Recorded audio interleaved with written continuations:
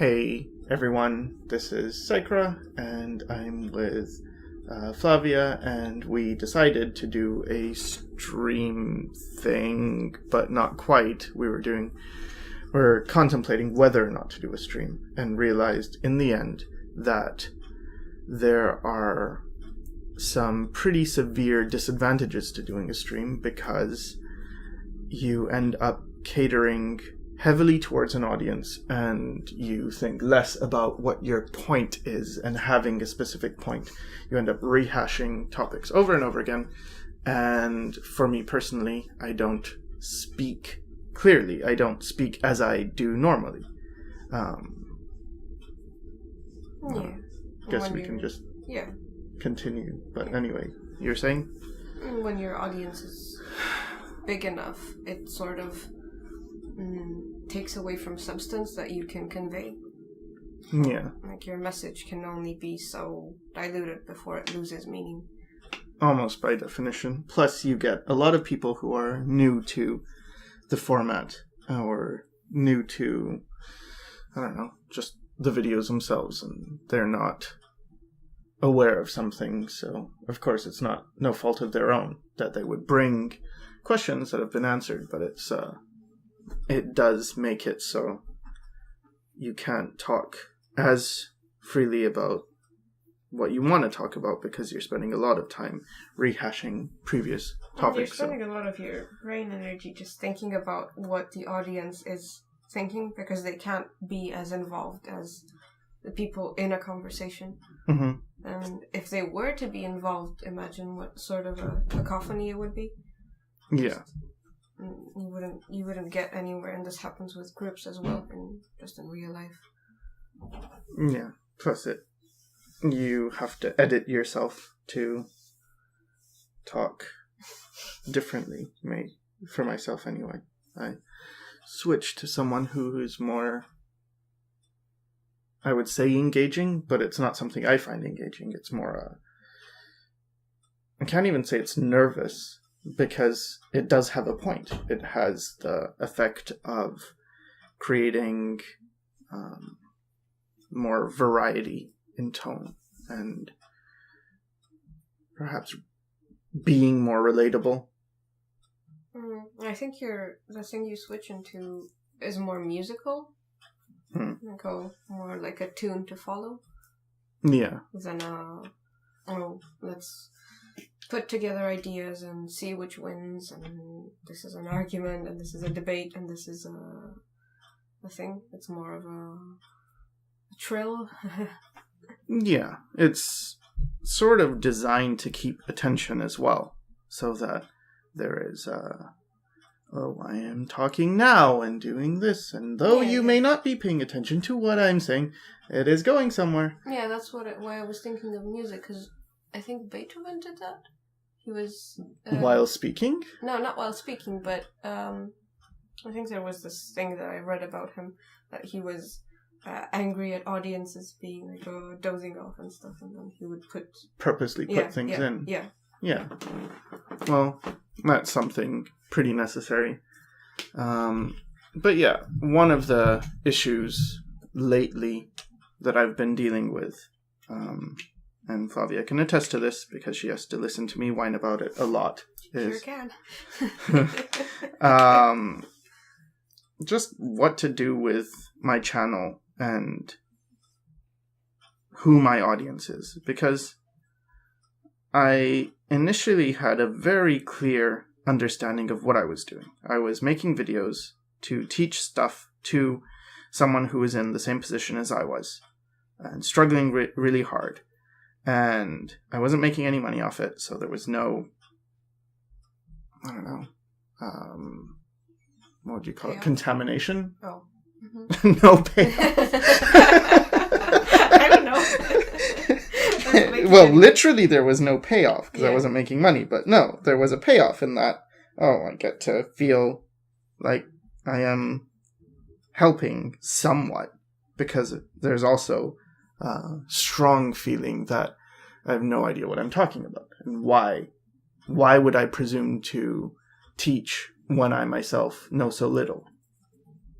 However, that became somewhat diluted when I did start to monetize my videos. And at first it was still so small that freelance work was primarily my source of income, and YouTube was always a on the side thing. And then as I got more income, it became I don't need to do so much freelance. I can edit my base of clients, and I don't know if one would call that cocky, because it leads to I get freedom to make choices that allow me to do what I'd rather do, which is I'd rather make videos than, I don't know, do some illustration commission.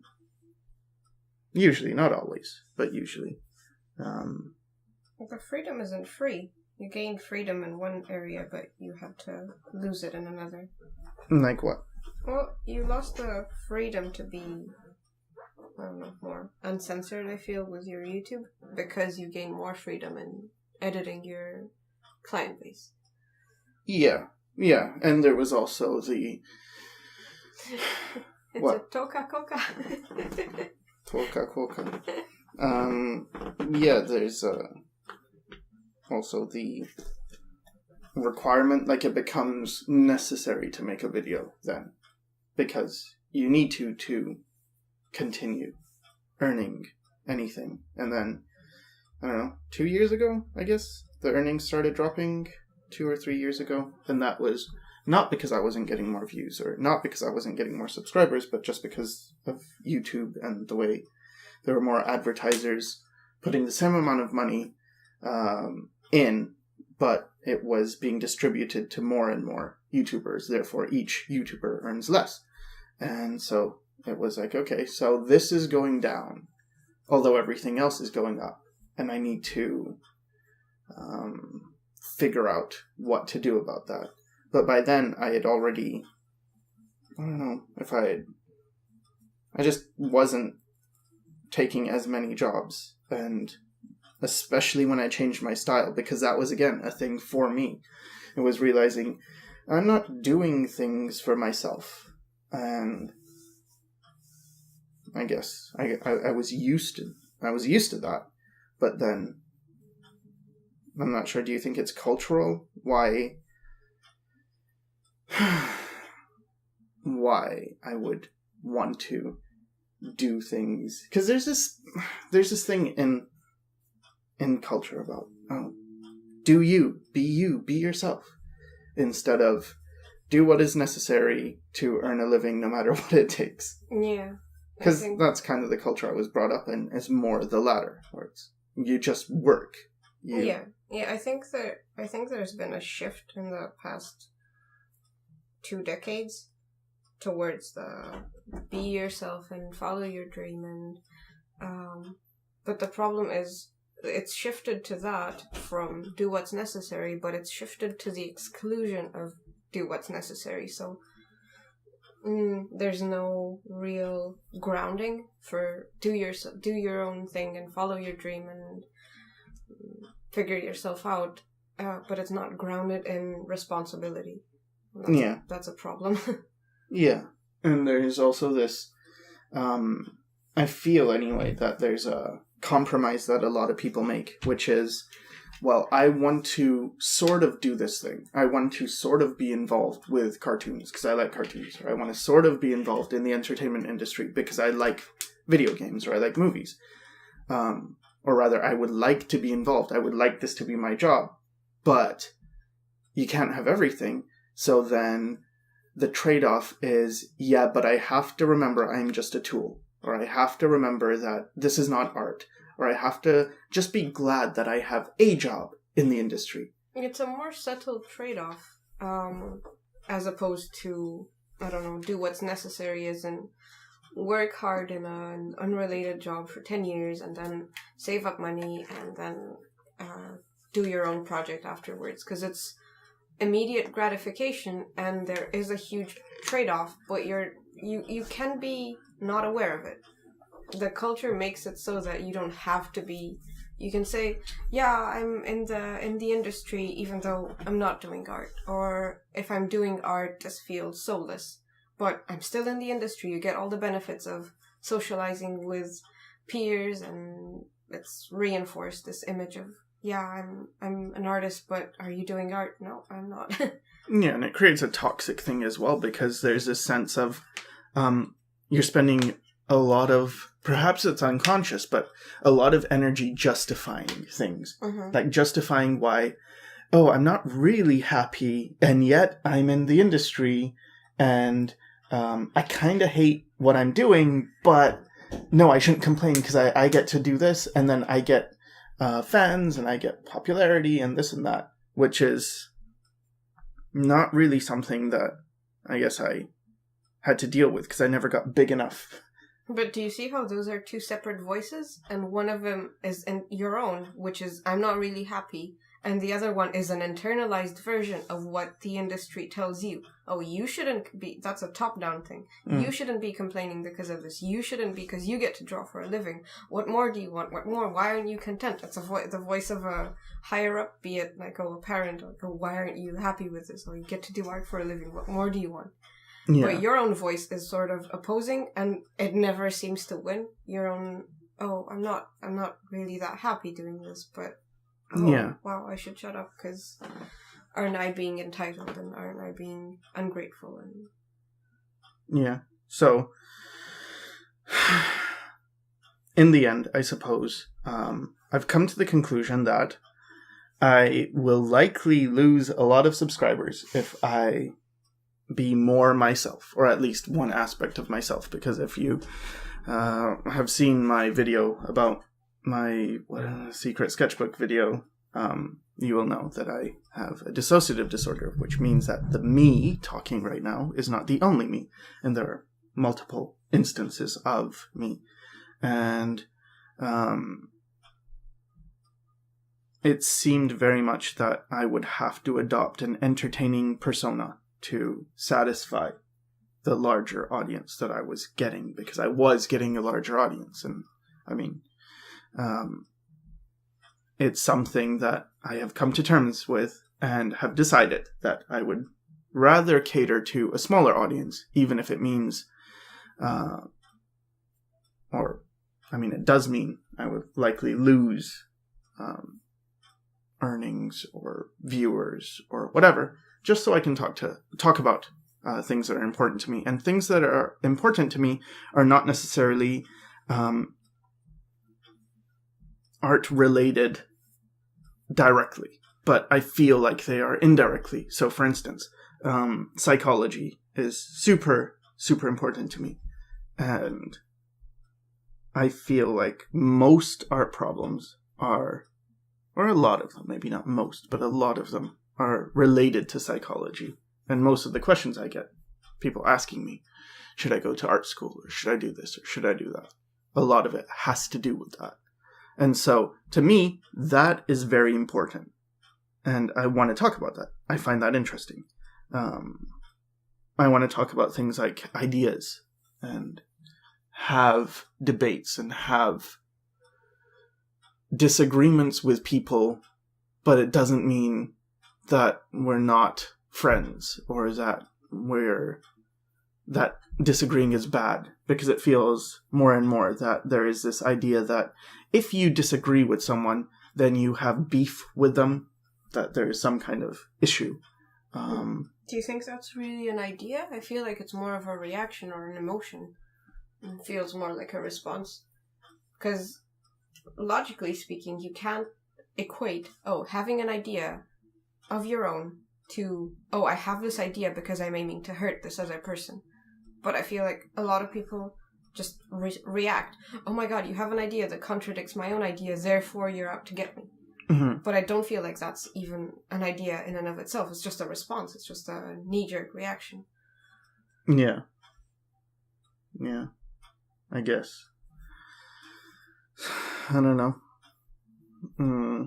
I wanted to talk a lot about stuff like this, because Flavia has been helping me a ton with figuring out psychology. And one of the reasons I was hesitant to go into psychology, into talks about psychology, not necessarily into a career of psychology, because the reason I wasn't interested in doing that is just because of the university system. I did not want to go through university, and it seemed a lot of it was irrelevant, and I have I have a low tolerance for bullshit, and it seemed like I'd have to go through a lot. Your reason for not wanting university was the same reason I had for not wanting art. Yeah. There's bullshit everywhere. Yeah, there's bullshit everywhere. That's true. But I have managed to avoid quite a bit of bullshit in art because I'm teaching and I get to spout my own bullshit. Yeah, but that goes for me in university as well. Yeah. But going back to what I was saying, one of the reasons I was hesitant to talk about psychology is because of this idea of what psychology has become.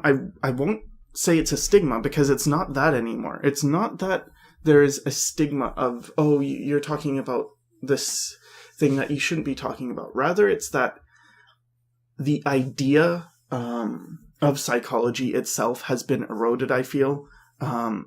So when I used to think about psychology, I thought it is about understanding your mind. And what I saw is what was being perceived as psychology was helping you to, I don't know, adapt to society or become well-adjusted. And that's not really the same thing to me. Understanding yourself as opposed to being well-adjusted. Well-adjusted, well, you could be well-adjusted to anything. Doesn't mean it's a good thing. Whereas understanding yourself seems like it's always a better thing. You have more knowledge, you can make better choices. But there's this idea that, first of all, there seems to be a split between psychology that is popular these days, and it revolves around either cognitive behavioral therapy or dialectic behavioral therapy, which is, to my understanding, you can correct me if I'm wrong, but a lot of it has become very much dealing with issues by desensitizing them and not looking for the root causes, but rather dealing with the present issue, and by overcoming that issue, you will then rewire your brain so that you will no longer have that issue. Yeah, if you want to put it more broadly, it's just symptomatic treatment. Mm-hmm. You're not treating the disease, you're treating the symptoms. So if you have a cold, you're not going to treat the virus, you're just going to treat the runny nose, and that's it. And then the underlying cause is still there, and if it doesn't come out in a cold, it'll come out in, I don't know, your wounds taking longer to heal or other areas. Yeah, so there seems to be that approach, and then there is the psychiatric pharmaceutical approach, which is just throw drugs at it. Oh, I have this, throw drugs at it. Which again is missing the point. And because of the profits gained from the pharmaceutical approach, there is more benefit for a doctor to have more patients, to have more people diagnosed with a condition. So you end up with tons of people who are diagnosed with ADD. It's an industry in and of its own. So many people are diagnosed with autism, with Asperger's, with, and they don't actually have that. And even if they do, the view is that, oh, you are being diagnosed with this, therefore we need to treat you. However, with autism, it's usually an ADD, and a lot of these disorders that keep popping up and rising, they are a response to the change in reality. So reality gets overwhelming, and you're not questioning, oh, is this good or bad in terms of, is reality good or bad? You're looking at, oh, you have a problem, therefore we need to fix you. Yeah, which goes back to being well-adjusted. Yeah, because if you think about it, your dissociation is also you becoming well-adjusted to a bad reality, to a traumatic reality that kept going on and on and on. Yeah, that's why it's coping mechanisms. You're coping with what? being maladjusted to Yeah. a situation. Yeah. Yeah. So there's that. And then on the other hand, there is also this pseudopsychology, like the Dr. Phil types, the whole self-help, new age healing, and a lot of this as well is very dealing with the symptoms and not really the cause. And then when you talk about psychoanalysis, often the image that is conjured is one of Freud. And, oh, well, that's a lot of that is nonsense. And so this is just psychobabble. Well, when you talk about a field of study and the image that is conjured is a guy that lived however many decades ago, that's a problem because you're restricting a lot of what it means or what you can get from it or what it entails, because it's just one guy who, sure, put a lot into the base of it, did a lot of advancements and whatever to it, but he's not all there is, and his approach was pretty narrow-minded if you think about it in the span of things. Yeah, it was very limited. But the issue, again, it's not so much what is and isn't real, it is more the perception. And if the perception of psychology is any one of these things, I feel like it diminishes it.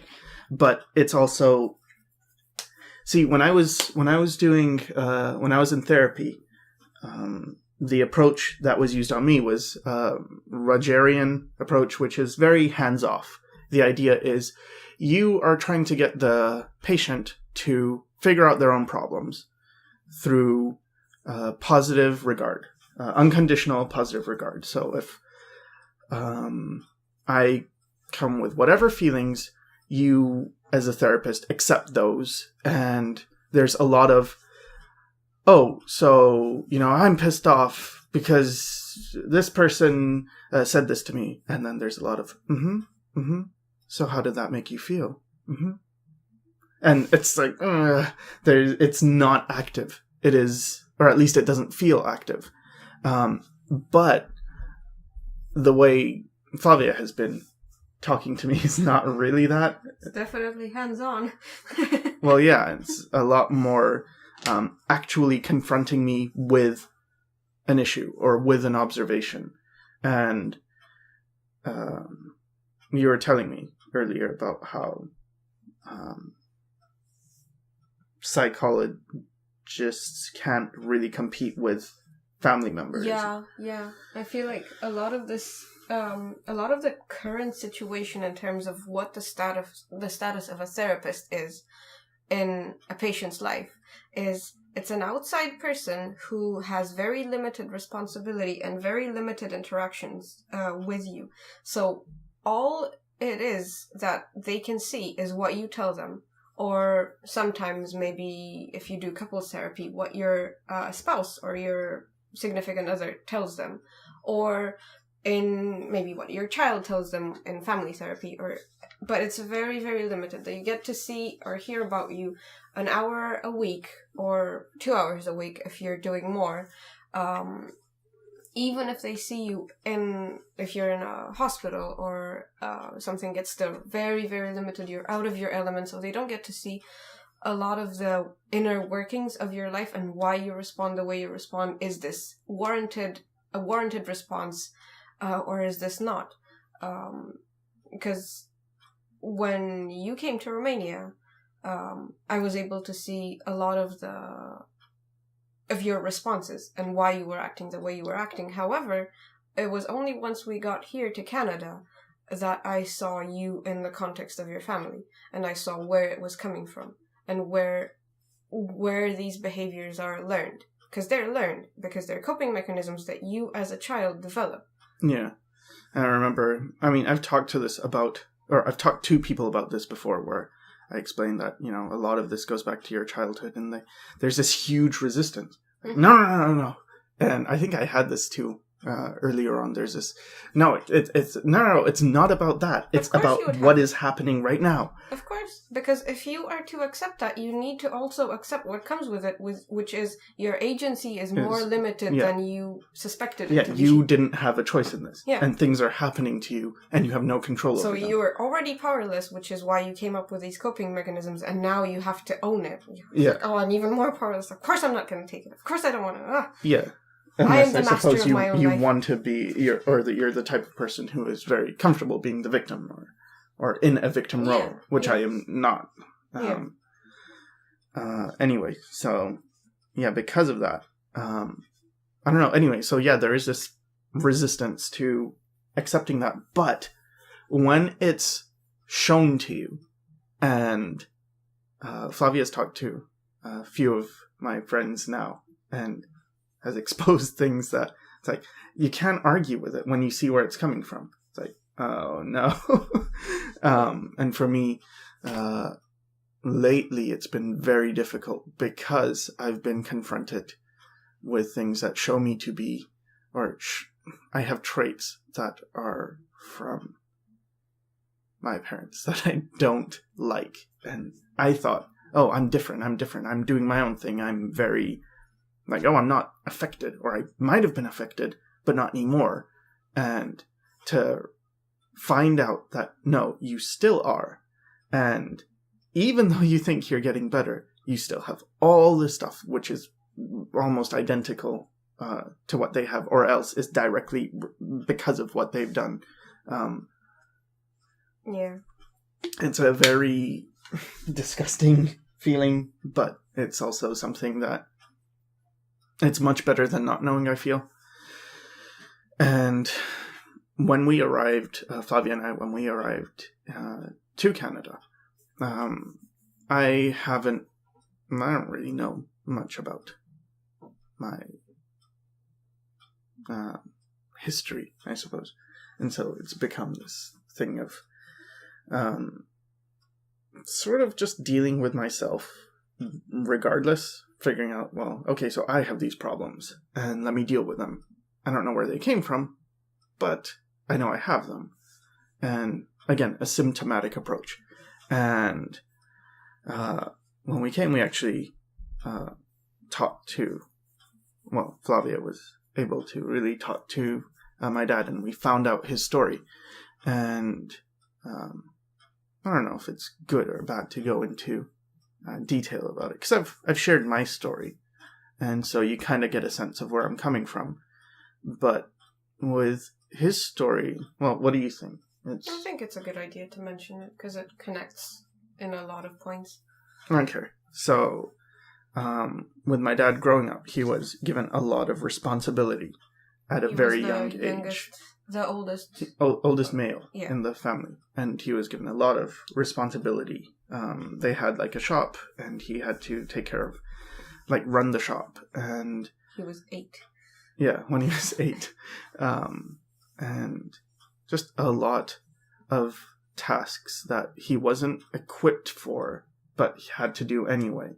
And then he got, I don't know what the order of things is, but he got sent to a boarding school soon after, and to another village. Mm-hmm. And again, he didn't understand why, and his siblings weren't. So he was pretty much singled out and sent away from the family. And then at some point, in the boarding school, he was bullied because of the... Yeah, there's this thing where his dad took on the family name of this other family. But because of that other family, or members of that other family, didn't consider them real members. And so he would get bullied a lot for that. And so your dad was basically a kid who was sent away from his family, torn away from his family to which he was very attached. Yeah. And then taken away, sent away to another village, bullied, always sort of mistrusted and cast away. And then his family moved away, and they didn't tell him that they moved. Yeah, they didn't tell him. And what happened? How did he find out? He found out from some people at the boarding school who asked him, so how are your family doing in their new town? And he didn't even know they'd moved. Yeah, they didn't even send a letter saying, oh, hey, by the way, we're... Or word of mouth or anything. Just and so there's a lot of issues with abandonment issues, of you don't know what's going on. You care about these people, and yet they are not really showing the same back to you. Yeah, and his dad used to come to do the shopping in the village where his boarding school was, and then not talk to him, not look at him, and just ignore him, and then leave. Yeah. So. And there was also a lot of, violent things he witnessed. Witnessed his teacher being cut up. Yeah. Well, his teacher... No, that's a person who stole something, got cut up. His teacher. His friend. Yeah, his teacher was in a car accident, and then his limbs were scattered. Yeah. And he had to deal with that. And, just a lot. Like, and there no was comfort throughout. No comfort. There was a lot of this. And, okay, so how it started. Because I wanted to know his story, and we asked him if he could tell his story. And so it was me, Flavia, my mom, and my dad. And we're sitting at a table. And in the beginning, he couldn't start. Like, he was trying to think of how to explain his story. And he just started crying. And so when I saw how, this is so painful that you cannot even express it. You can't find words. And with my mom, she was very closed off, just acting like wouldn't make eye contact, no consolation, no feeling of what was going on. And I was pissed off because I felt like I don't want to comfort him. He has done so much harm to me. And yet, seeing how my mom was not comforting at all, eventually got up and had to, comfort him and, put my hand on his back and let him know, like, it's okay, we're here for you and stuff. But my mom was utterly unresponsive, and I felt really ashamed. Like, here is someone who is finally, he had never told his story to anyone. Ever. In his life. Like, so many things, just and never. He's 60 now? Yeah. Over 60. And it's like, or 60, yeah. Just holding that, witnessing such violence and, like, death and abandonment and just, and not being able to say it, not being able to talk about it. And so anyway, I was very mad at my mom. I told her as much, that I was ashamed of how she was behaving. And she just crossed her arms and stuff. And she left the room. Eventually she left. When he started talking about his story, she got up and left. Because I suppose it was too much for her. But she did listen to she it did from listen another from room. afar, from another room. Or at least parts of it. And anyway, so he started talking about his story, and then it was like, oh, okay, so this is, he was constantly abandoned, but more so, he was given jobs that were too big for him to do in a way, but he rose to the occasion. So he was responsible when they moved to, well, they didn't move to England, they were kicked out of their country, and they had to relocate to England. He ended up working and supporting the family, and he was 15 or 16, something like that, and just going from job to job and supporting all the other, like, his parents. And okay, so when he was supposed to leave to go from Uganda to Britain, first of all, he was on the train going back to his hometown, and people who were Asian at this point in Uganda, the Asians were being evicted from Uganda because the Africans led by Idi Amin were, or they said that the Asians are taking your money, they're taking your jobs, they're taking But by everything. Asians, you also mean I mean Indians, yeah. And so we have to get rid of them and make Africa for Africans. And when he was on the train, he had a lot of African friends, or he had more African friends, and the Africans were telling him, like, why are you going back to your town? They're going to kill you. And he didn't even know. He didn't know all of this was going on, that his own, like, people like him were being singled out and they were going to be killed. And so, anyway, when he went to his village to help out, he had to get a passport, a British passport, so that he'd be able to go to England. And his dad didn't go and sent him instead to get the passport.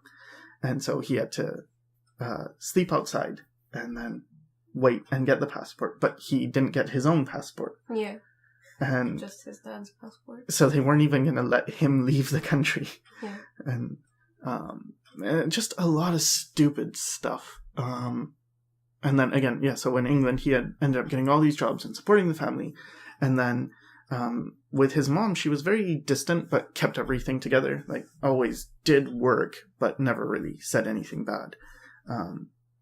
But there was a time when he had a job, and he actually moved to a higher position.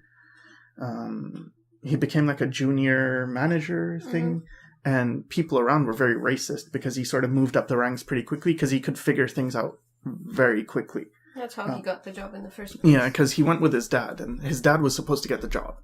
And it was some kind of...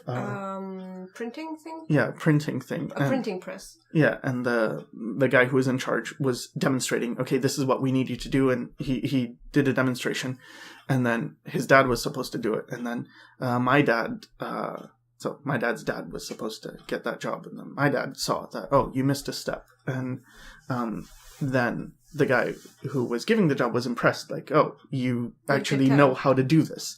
And then it's like, yeah, I was paying attention or whatever. So he ended up getting the job instead of his dad. And then people were pretty racist around that time. And so he had some of the coworkers told him straight up, if you come back to work tomorrow, be careful crossing the street or something. Yeah. You might not make it. And just a lot of adversity. Yeah, basically. And then he told them eventually, like, the way to get it, he got out of it was he just told them, like, oh, if like I'm in a higher position than you, so if you're nice to me, I can do things for you. I can make your life easier. But if you're mean to me, what's that going to get you? And they kind of understood the reason behind it. We're sort of okay. So he had, again, more and more jobs, and then he ended up from one place to another place to this. Eventually, his mom was working in the same place as him, but she was in a janitorial type job, but in the same company, and he was pretty high up. And then someone was complaining that she wasn't working hard, and he got very offended because he knew that she worked really, really hard. So he wasn't just her, though.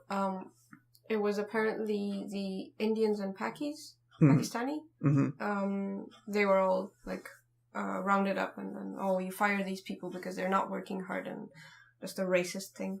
Mm-hmm. And so he went to his boss and he told them, "Oh, if you're gonna fire my mom, then fire me first." And then when he was telling that, he started crying and realized, like, oh, this is very hard for him as a memory. He has this idea of standing up for his mom, and anyway, so from my point of view, what I saw when I was growing up with him is he had a job in England, and he would come home on the weekends and he would beat me up and he would beat my mom up, and then he was always angry, and we moved to Canada, and then he was supposed to renew his engineering license, but he didn't, and he just became sort of a deadbeat who took up some small jobs while my mom was working. I think 7 was her... 6 or 7 jobs, and then like 5 regularly after. And then he went back to England while my mom was still working. And so, and then for the next rest of his life, he never did anything really professional. Like, he was a salesman, a door-to-door salesman for vacuums, encyclopedias, and like salad master, like cutlery, knives, and pots and pans and things. And then after he started tutoring physics and math, which is something, but for like high school kids, which is pretty much like beneath what he could do. But I just saw him as someone who didn't try, didn't make any efforts, didn't push himself. And the reality after learning his story is, oh, this is why you spent your entire childhood being an adult, supporting people and going through all this stuff, and eventually you just snapped. And it was like, you would not, probably when he came to Canada and they didn't accept his credentials, it was one straw, like it was a straw that broke the camel's back. It's just, they're not accepting you, they're not accepting you, they're not accepting you. You have to fight so hard to prove yourself. And how long until you've had enough? Yeah, and the people around you who are benefiting don't recognize you. Nobody cares that you're doing this. Nobody seems... They expect it from you, but they don't treat you like you're actually something. And, yeah, it's understanding just, oh, okay, so this is what was happening. And yeah, of course he would be mad coming home from work. I can't forgive him for that, but I can understand it. Because, I mean, I was the recipient of that anger. And for both my parents, because my mom had her own thing, which is, but both of them had a complete lack of affection. Growing up. Yeah. No hugs, no... The next day after he told us his story, the next day we talked to your mom, and then she told us her story. And her story also involved, she didn't get hugs when she was growing up, she didn't get affection, she didn't really get to express any feelings or receive any compassion or anything. She was also expected to do things and work and not really much else. Yeah, so she never learned to pass on love. But she had friends who were Hindu, and she was told by her family, no, you cannot be friends with Hindus because they're not good people. And just stuff like not having a choice. She was told to marry my dad. Yeah, a lot of broken dreams. Yeah. A lot of... You wanted this type of life, but then the life you got is... And with my dad, it's a case of... Because I was always wondering, like, how do you fit in with my mom? It doesn't really seem to make sense.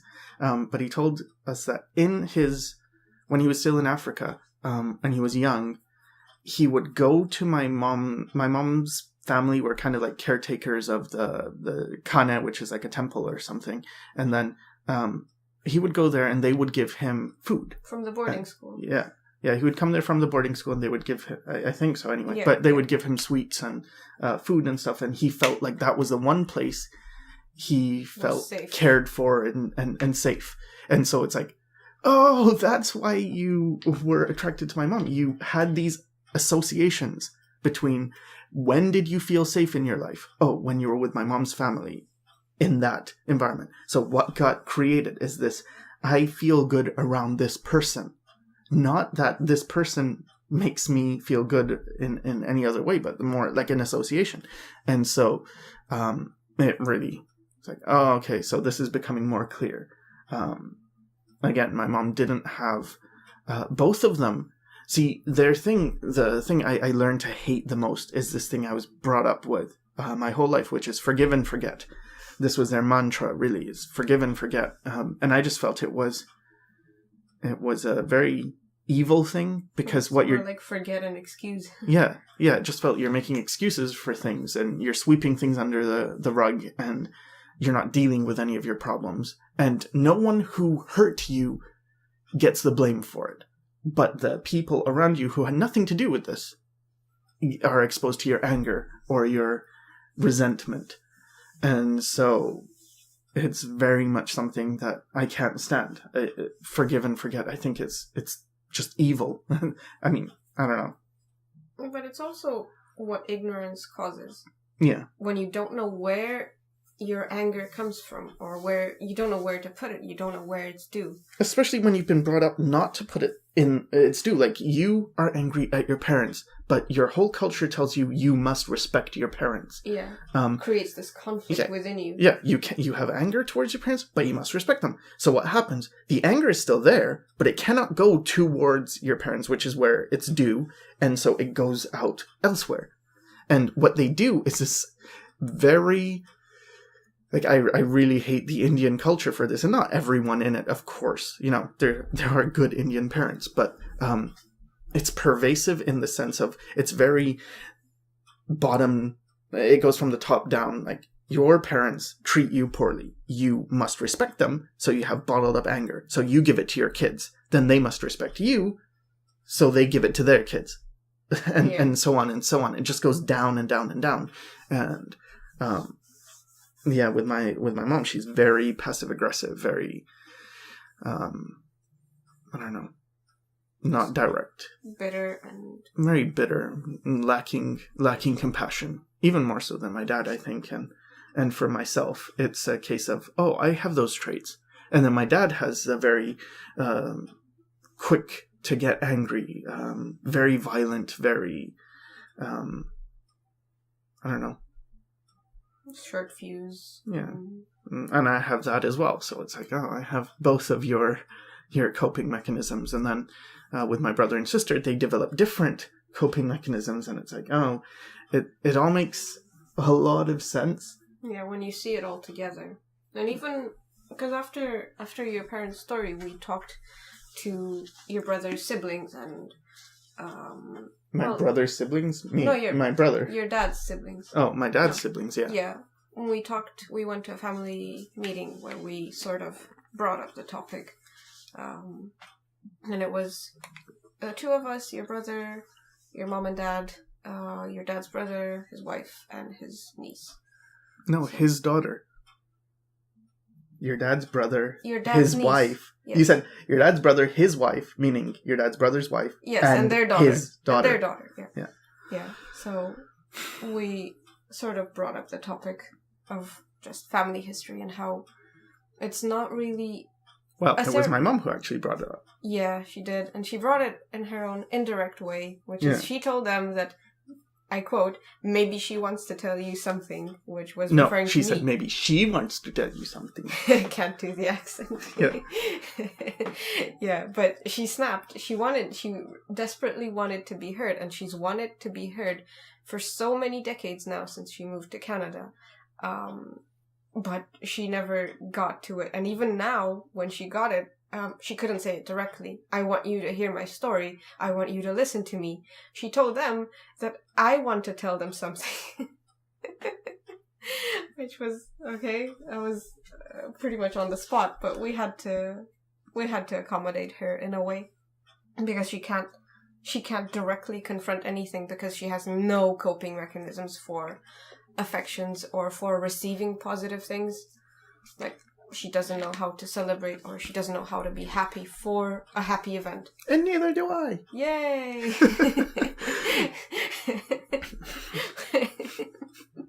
Yes, it goes to show. Neither do I.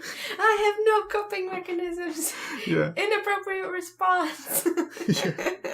Like, if something good happens, I actually don't know what to do about it. If something bad happens, I'm very good with knowing what to do. It's like, and so is she. Yeah, I can deal with bad things. I can be compassionate when someone's hurt. Yeah. But if someone's fine, it's like, don't know.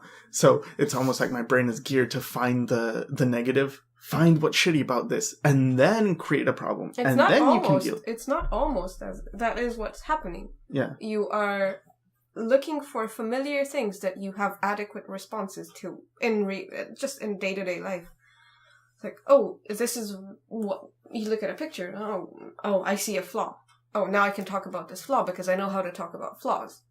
But yeah, you don't know necessarily how to say, yeah, this picture makes me feel nicer. This situation is nicer. Oh, we're moving.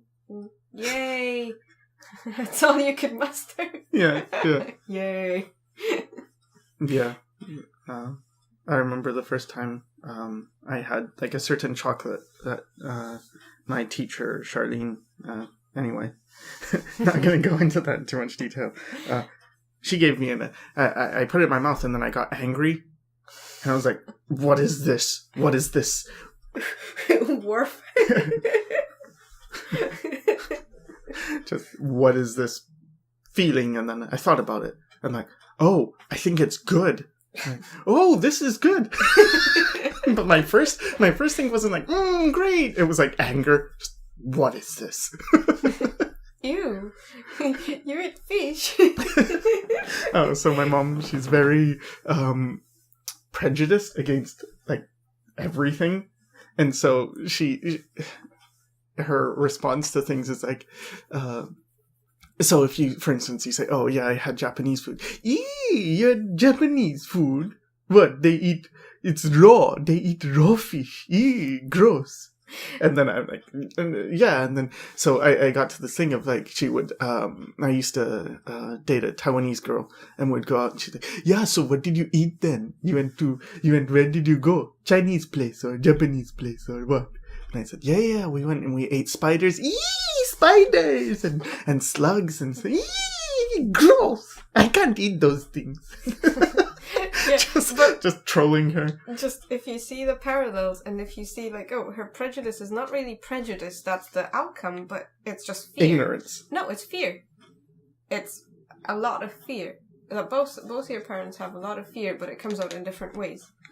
Like, we were talking yesterday about your dad's people-pleasing things and how it sort of connects with your people-pleasing. Yeah, because my dad was getting pissed off. Because, okay, so we went to... He was getting anxious. He wasn't getting pissed off. Fine. We went to a Home Depot, and Flavia was, like, looking through things. And Home Depot, yay! Like, just looking at... And I saw him getting, like, antsy. And I wanted to tell her, like, stop looking at things. It makes him pissed off. But I didn't understand why it made him pissed off. But I just know from being a child around this person, you do not look at things, you do not touch things, you do not do these things. And Flavia was just like, oh, this is cool. And he was getting more and more frustrated. And then, so then Flavia explained to me why after the fact. So what was your explanation? Well, first of all, there's also a history of you having a very similar reaction to things. Like, I will look at something, or I will notice something, or I will mention a place, or... Oh, yeah, you mentioned a restaurant. And a restaurant, yeah. And then you got angry and nervous and, like, very anxious about it. And then, you wanted to go to this restaurant. It's like, no, I just wanted to map out the location because it was a new, we were in a new building, so I wanted to know, whereabouts are we compared to this place that I already know? Yeah, we needed to be somewhere else at a certain time. Yeah. So, based on that, in your head, it went something like, I'm mentioning this restaurant, but you want to please me, as in you would like to take me there, because it's a good restaurant. So, but we don't have time, therefore... there's a shortage of what you can offer, therefore you will get angry. So the outcome that is shown is just the anger. However, the entire process is a need to please, a desire to provide or to offer or to whatever. And it was the same in the Home Depot thing, because I was looking at things, I was picking up things, and for your dad, it was, you're gonna buy this, but I should offer it to you, but I can't afford this, or this is outside of my reach, or this is too big, or how are we gonna do this? And I can't give you this, therefore I will get angry or antsy or just fidgeting or agitated. And that was the only thing that is shown. However, the entire process is different, and if you hear the story, if you're aware of where it comes from, you can have a better understanding of, like, a sort of demystify and drop the interpretations of, he's getting pissed off, this is what he does, or whatever. Because a lot of them are just half-truths. They're not and accurate. it's actually coming from a good place. It's like, he actually wants to give. He wants to be kind. Yeah. He just can't, and so he gets frustrated. Yeah, me too. I want to give you things that you like, and it's when I feel like, I can't right now. It's like, I feel so bad, and then reflex, because it's like, I'm feeling so bad, I'm feeling so anxious that I can't give this, and like, why did you make me feel this way? Why did you have to bring this up? If only you didn't have to bring this up. All the causes are put elsewhere than they really are. Yeah. Like, why did you make me feel like this? No. I have this process, and there's a step being sort of skipped in my process. Yeah. Where I'm assuming that I am angry, that I am... You're not questioning, do I need to be? Is this realistic? Is this rational? Is this, adequate? An adequate response.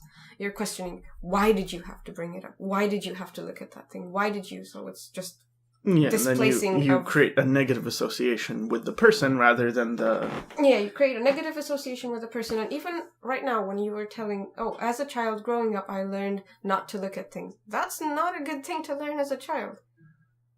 To adopt, a child should look at things. They should ask questions. They should pick up things. They should learn how to manipulate objects. They should learn about the reality around them. Not that, don't look at things. Be afraid of things.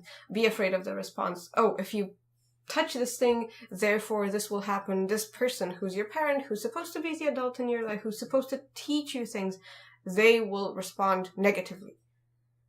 That's a super bad thing to have as a child. What are you supposed to? Being well adjusted to this reality means you're gonna be very, very crippled. Yeah. So, anyway, that's why it's important to learn your history but I mean, what I feel sad about is not everyone has access to someone like Flavia who can explain it, because I went through so many years of therapy and got so little out of it, and then once Flavia came into my life, things became a lot more clear. But therapists don't really come into your life anymore, and that's because a therapist is what family was supposed to be, what your family elders were supposed to be. They're supposed to have wisdom, and they're supposed to know you, and they're supposed to have weight in your life. They're supposed to have emotional backup, whereas with therapists, you're supposed to not get involved. You're told that your code of ethics is do not get involved, and then how are you going to see what actually goes on in this person's life? How are you actually going to see what they're like around their family? There's so many things you will miss in a therapy session. There's so many things you can't, you can't know how to fix it. You can't know whether this is your trauma, your personal trauma, or whether this is your parents' trauma.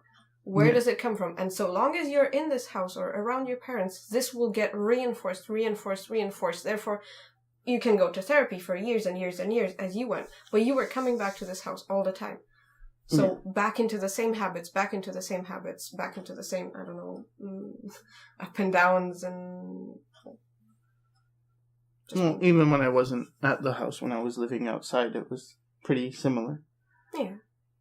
There's a lot of causes for everything, a lot of reasons, and once you grasp those reasons and once you grasp those causes, then you have agency, then you have control, then you have power. Yeah. But it's also, you get responsibility. Well, and the good news is, so anyway, I should probably preface this with what's going on in our lives, because you're saying a lot of information. Preface. You're bringing a lot to the table, which is unexplained. And so moved from Romania to Canada. And the reason was Romania wasn't really good for me. And my mom said, why don't you come back to Canada and you can stay with us? And we said, it's pretty, there's not too much room, and we have cats and things. And she's like, you can renovate the basement and just live and don't worry about it. And then it's like, okay, that's a nice offer. But I just thought of it, if things get worse. But then they kind of were getting worse in Romania. With Flavia's school, it was just not good. They weren't teaching her anything. The teachers weren't showing up. The students weren't showing up. So how do you learn? And just, it was bad. And it was like, this is pointless. We're in this country and we're not really getting anywhere. So moved to Canada, and we're thinking, okay, so let's renovate this basement. And we go downstairs and we look at it, and then she's like, oh, no. And my dad's like, no, we can't do it. It's not the right time to do it. And so it's like, wait, what? Okay, so, well, we'll find a place to rent then. So we got our, we have our budget, and okay, we can rent this much. And then my mom was like, oh, well, why rent? Why not just buy a place? It's like, well, we can't afford a house. We don't have the money for a down payment for a house right now. And then she said, oh yeah, well, I can help you with that. And was like, oh, well, that's a big thing. That's something. Never considered that. Never considered having a real house. And just, for people who think I must make a lot of money, no. One of the reasons is because of my own. I don't do well with business, and I have a lot of subscribers, which baffles me why I have that many. A lot of people who view my things, but I also have integrity.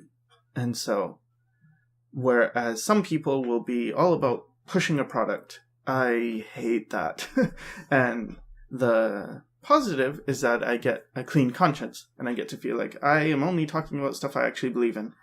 And the positive for my viewers is they get the truth. And the negative is you are not good for business then. You are unpredictable. And you might say something sucks because it sucks. And so that's not good. In terms of pleasing, companies, it's better to be all, yay, they're so great, they're so awesome. I remember seeing a review of a Cintiq companion by a popular YouTuber, and it was just praise, like non-stop praise, just, oh yeah, it's so great, so great. And I have that. The only con was that it's too good. Yeah. And I have that companion, and I've used it, and it's like, it's not that great. There are a lot of problems with it. Like, sure, there are some things that are nice, but there are a lot of problems.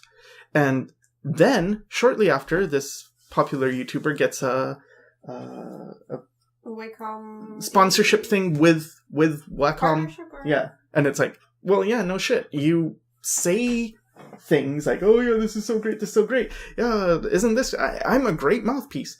And then you get a deal, and it's like, well, yeah, of course they're not going to give it to someone who would make a video and say, yeah, it's pretty bad in a lot of ways, but it's good in some ways.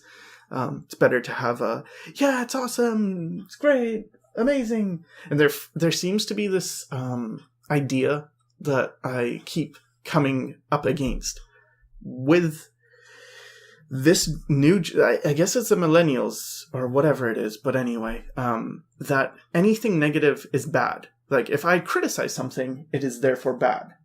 Oh, this is a negative review because you said cons about a thing. And being overly positive is good. If you say, oh, I love this movie and this is great and this is, but if that's good.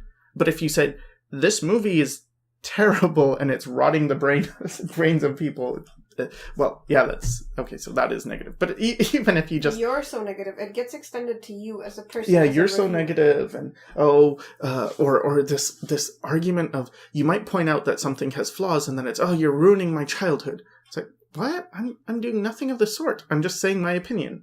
How can I ruin your childhood? Unless I am telling you something that you yourself know to be true, but do not want to look at. Or if your brain is so primed for creating associations that anything negative gets associated to that overwhelmingly positive experience that you had at McDonald's or a Disney movie or whatever decades ago. Mm-hmm. Like, you can't, no, it's too sticky, everything will stick to it, I can't hear anything negative because I can't handle it. Yeah. It ruins my positive feeling. Yeah, so, anyway, what was my point originally? The jobs, the companies. Yeah, so I didn't do that, so I don't make much money. And then also switching my style wasn't very good in terms of financial things. Plus, I have a whole slew of psychological problems, which makes it so... it is. Always have something to talk about. Yeah. And I also feel like, oh, I'm just making excuses for myself, so I get paralyzed, and then I blame myself, and that doesn't really work out either, because it's not great motivation to think I suck. Plus, medication doesn't really work on me. Plus, I don't really buy into a lot of it. I don't think it's necessary, and so far I've been doing very well without it, and I've been doing... I mean, sure, I have my down periods, but when I find out the cause, I actually found out the cause. I didn't just deal with the symptoms. I solved it. It got dealt with. Yeah. Amazing how that works. It's a lot of work and a lot of discomfort, and you get better. Wow. Yeah. To me, it's a difference between, like, yeah, you might need a crutch at times, but if you only rely on the crutch, you are not developing your own strength anymore. And then if you stop using the crutch, you cannot walk on your own. If you use the crutch when you need it to, and then get off it, it might be painful and it might be hard, but eventually you will strengthen your own muscles, and then you will become stronger for it. So, anyway, so that's why. Didn't have that much money. And I mentioned YouTube was going down in terms of earnings, and Patreon is something that I will have to adjust in terms of rely on that more. But yeah, we came here, and then, okay. So, the basement wasn't good, but we weren't allowed to renovate it, but we kept the cats there. And then, one of our cats got really sick because we found out there was mold in the basement, and yay, congratulations, she's very, very sick, and she was in the vets for a few days, and that really pissed me off, because it's like, oh, not only do you say we can come and renovate this place, but you don't allow us to, like, you don't let us do what is good. For everyone involved. And so... yeah, the cats are fine now. She was on antibiotics for a while, and vitamins now still. But so anyway, we got this idea of, or my mom said, yeah, you can have this down payment, and I'll help you with that, and you can afford, like, up to like $300,000. I can cover for you. And in Vancouver, there's really nothing at that price, because Vancouver housing prices are super bad, super crazy. Over $1 million is normal. Like, the average price of a house is over $1 million. And that is insane for, like, it's super unaffordable.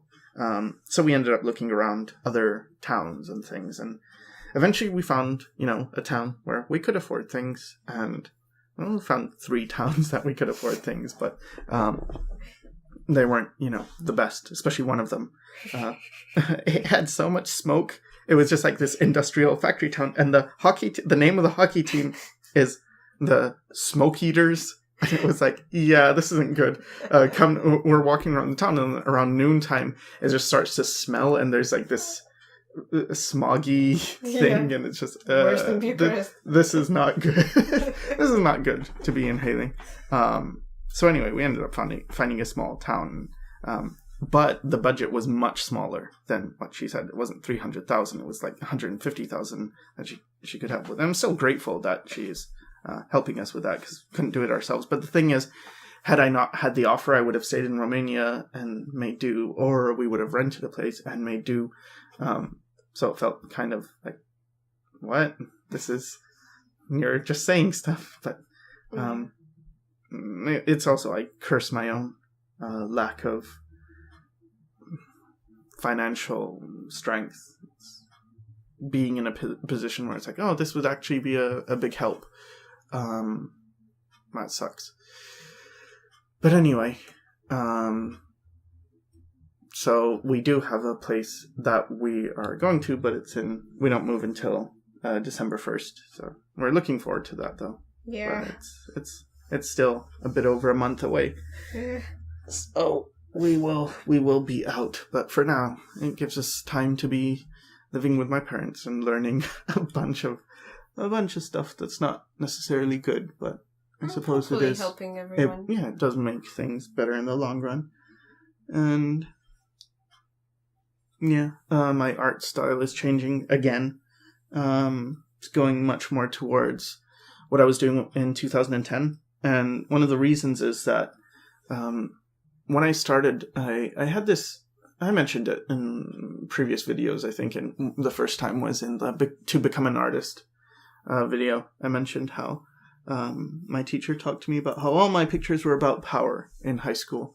And then I suddenly didn't want to draw those anymore. And I moved on to wanting to the other pictures I was doing, which was drawing like faces and expressions and stuff.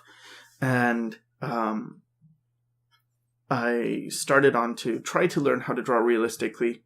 And then I eventually got that partially from teachers, but online and private, no school involved. And then I moved towards caricature, and that was good. But then I felt like I was missing animation gesture that I saw animators had. So I went to animation school. And then in animation school, I had to make a film, but I couldn't make it super detailed because there's no way I would have time to do that or patience to do that. So I simplified my characters. And it's like, okay, that was probably when I was still myself, but the last time. Because then after animation school, it was like, wait, you have to get a job now. And I didn't want a job as a rigger in Flash for My Little Pony or whatever, 2D animation that still lives, that's not, actually animated, but it's more cut out, meaning you've got these assets that you put together and form in different ways and then animate those. And so I went to the illustration card art side because I had friends who were doing that. So it became very much following the money, and I did earn money doing that, and that was good, and I was getting more successful, but I wasn't me. And then when I finally realized that, I don't like anything in my gallery, I was already moving to the opposite, which is, well, then what do I like? But because I am multiple and I don't have, different parts of me have different memories, so it's been interesting dealing with relatives, because I'll meet with relatives and suddenly I'll have a bunch of memories that I didn't have before. It's like, oh, I remember this. But normally I don't. So,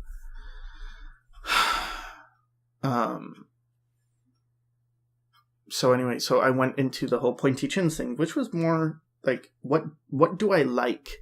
Not necessarily what do I do, but what do I admire? And that personality is coming from his own perspective. And so what he likes is a part of what we all like, but only a slice of that. So his thing was very much anime-ish and simplified and these pastel type colors. And it's nothing that I associated with myself before. So then it was a case of, fine, can you go against your own nature and create something out of nothing? And every artist I had heard until that point had said, no, that's not how you do it. But because I am the way I am, I viewed that as a challenge. Like, we shall see. I will prove that I can do this. And so I figured stuff out, and I created a style that a lot of people hate, but a few people think is pretty cool. And I thought it was okay. But I ended up, especially during this move period of leaving Romania, my art started changing quite a bit to stuff that I used to do a lot, or different personalities drew. And then now I feel like I'm resuming from my 2010, just out of animation school, and develop this further. With all the stuff I learned, mind you, but develop that further. And maybe it'll change again, because it always does. But that's going on as well. And with it comes this desire to be more myself and make videos that are more me, but perhaps less frequently. Increase my Patreon, decrease my YouTube output. But when I do make videos, make sure they are things I really believe in, and not just, you have to make a video this week because you always make a video this week. And in terms of the streams, maybe give the streams a rest, or do them much less frequently, and instead do this kind of podcast format where it's just talking about ideas, because I can actually talk about ideas, and I don't have to be a version of myself that is very draining, because the reality is when I am doing I don't even want to imitate it because I'm afraid of slipping into it. But the other more high energy version of myself, where I also am careful to limit how I say things or the vocabulary I use. That's getting very stifling. It's normal though. It's all the energy. You put a lot of energy, like that version of you puts a lot of energy into caring about the audience and always being mindful of 1,000 different things at the same time. So where's that energy coming from? It comes from the depth of the topic you can tackle. Yeah. And so the topic becomes reduced and reduced and reduced and overly simplified. And you end up saying things almost in a soundbite. I try and make things educational. Yeah, edutainment, where it's education plus entertainment. Like I did the dong face thing, and it was just because it's like, oh, okay, so this resembles kind of balls, and then but it's more like a womb with the ovaries and uterus, but it's like, well, that's going to be too complicated. Dong face is more simple. It should be face dong. Or was it face dong? Face dong. Face dong, yeah. But it's just a way of wrapping up a simple idea instead of saying, there are rhythms of the face. You should pay attention to these. Because if I go too complicated and I say, here are all the rhythms of the face, it's information overload, and then you miss the point. Or at least people starting out miss the point. Because it's very, very difficult to be at an early stage and to handle all this information. And so I try and give it in a very bite-sized and hopefully entertaining... Don't bite the dog. Well, yeah, it's not what I like, but some people are into that. And then, congratulations.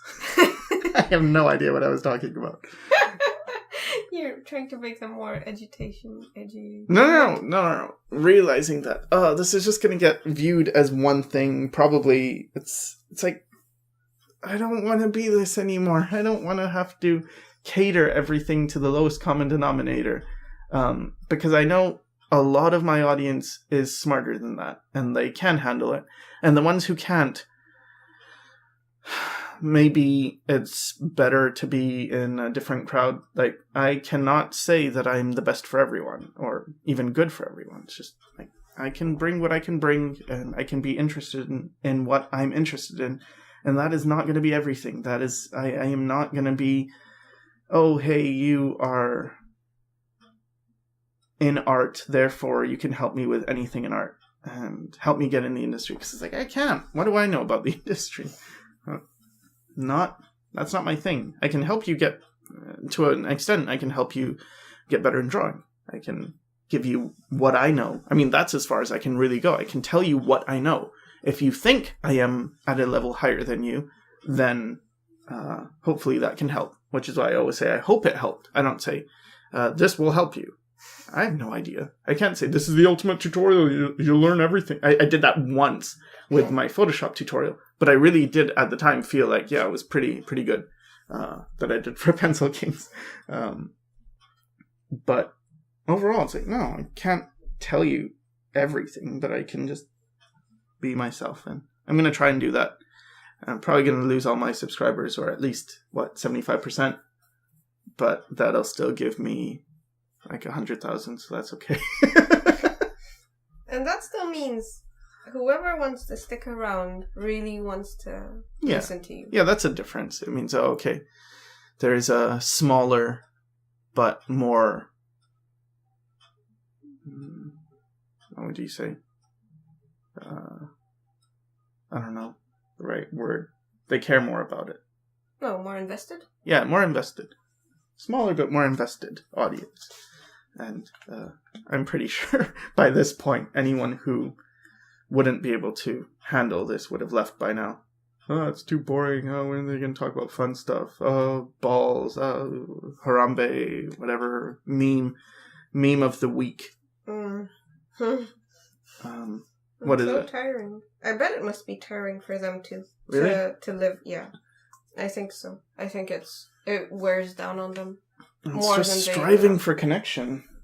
Yeah, but that's for everyone. I think that's for pretty much everyone in one form or another. But I think it's really draining because what connection this meme culture and whatever it gives you is very, very superficial, and you can't realistically be fulfilled by it. So it's gonna wear you down. It's gonna make you anxious, and it's gonna make you angry, and it's gonna make you disconnected from things. You're pretty much like with your mom, how she doesn't know how to respond to positive things. You're fed memes every day in, day out. How are you gonna know to connect with somebody on a deeper level? So, you can't. You can only say your memes. You can only... Yeah, here's something similar to what I've experienced, but in meme form, or here's something... even if it's not a meme, it's still a watered-down version of what you are feeling. Like, there's this new emoji thing where people are responding with emojis instead of... I only knew the GIFs. There's... and it's probably not new, because by the time I find out anything... there's this new trend, people like this movie. So... anyway. But yeah, again, it's just...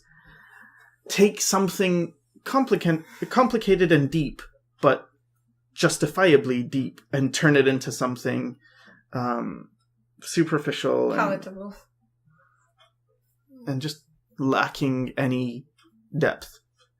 And it becomes an art form in how to manipulate these to get any sense of depth. But the reality is you are making everything very vague and undefined. And what does that do for you in your life? What kind of life does that breed? It breeds a life that is undefined. Devoid of personal involvement.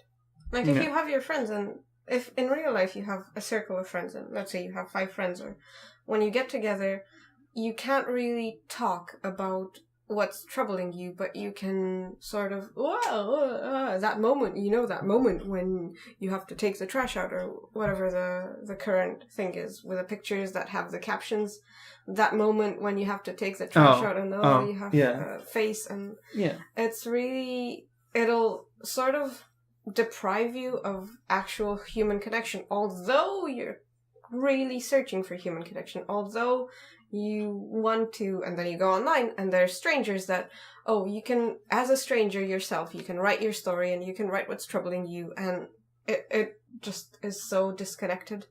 Yeah. But when it's all you've got, it becomes increasingly more important. Yeah.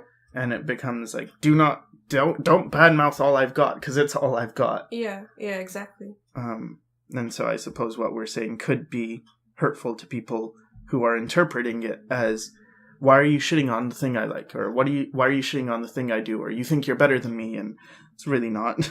I'm really sorry for... If our words offend anyone, I'm really sorry that they do. But on the other hand, I'm really sorry for whatever circumstances have brought them into a position where you keep using different... you said them, and then use them as a different thing, but anyway. Oh. Anyway, yeah, you're really sorry that they are... Sorry, I lost my train of thought. Being affected. Yeah, it's a really sad array of events that brings you, in your culture, I guess your family's also affected by culture, but all When you say your, you mean mine? No. Theirs? Yes. Oh. See? Confusing. Anyway. Okay. Yeah. So it's just sad. I'm sorry to irritate. I'm sorry that, ideas are hurtful to some people.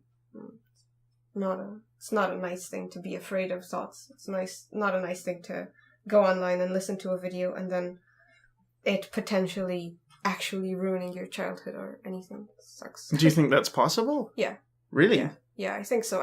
Because what I said earlier, when you associate things very, very easily, when you only live through associations and everything that you have is formed through association, something like, for example, a lot of your audience looks up to you, right?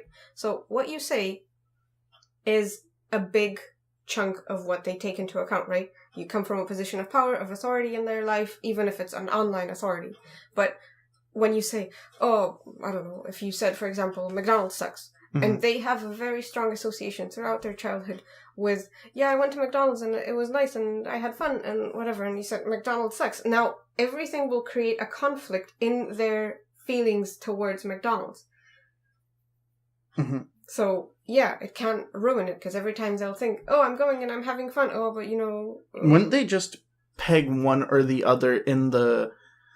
Like, oh, either they would side with McDonald's and no, I suck for dissing it, or they would side with me and say, oh yeah, I used to think McDonald's was good, but then... No, it's not that easy. It's not that simple. And what they rest in... Because the thing is, when you're saying they're gonna side with something, it means that their own pillar, themselves...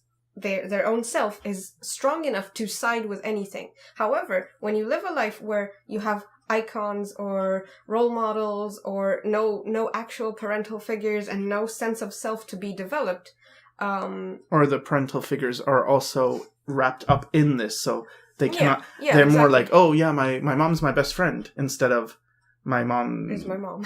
Yeah. You don't really develop much of a... Yeah, I'm gonna do this. Even though, oh, do your own thing, quest for your own happiness and whatever. So you don't get enough time to reflect on the things you like and why you like them. And there's also this huge fear of being on your own. Being, like, no, you find strength in numbers. You have to find like-minded people. You have to find a forum. You have to find a community. You have to go online and be regimented somewhere. Yeah. You have to be on a bandwagon because you're afraid of standing against other regimented communities.